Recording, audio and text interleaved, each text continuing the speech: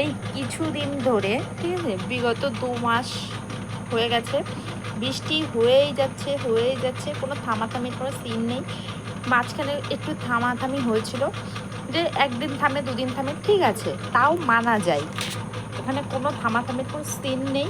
বৃষ্টি তো অনবরত কন্টিনিউয়াসলি হয়ে যাচ্ছে, ঠিক আছে।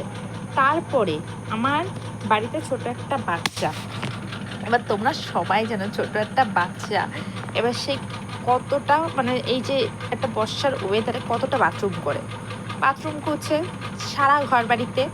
তারপরে সে করছে তাও ঠিক আছে, কারণ বলতে পারে না, একদম ছোট, মানে কেমন বলো তো, বলতে পারে অল্প অল্প, হিস বলেই বসে পড়ে। মানে তারপরে যে আমি যে যাব তার কাছে, তারপরে তো আমি তাকে বাইরে নিয়ে গিয়ে বসাবো, সেই স্কোপটা নেই। আর বাইরে যে যাবো, বাইরে কি করে যাব, বর্ষা, এবার আমাদের আবার বাথরুমটা ঘরের সাথে সেট না, তার সাথে বাইরে, ঠিক আছে, এমনি টিনের ঘর, তারপরে ঘরের সাথে, এটা হয় না। যাই হোক, তোমরা দেখেই বুঝে নিচ্ছ। তারপরে সে বাচ্চা, তার আবার ডেলি জামা কাপড় কাচতে হয়।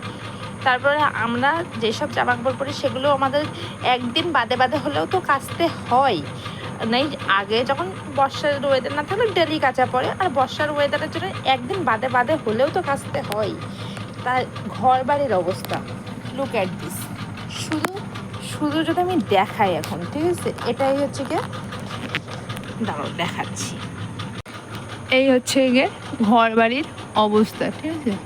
এই যে, আর ওইগুলো সব এখানে দেয়া ছিল, এই যে এখানে, তারপরে এইটাই এই যেখানে দড়ি টানানো হয়েছে, এইগুলোর ওপরে ছিল, হ্যাঁ।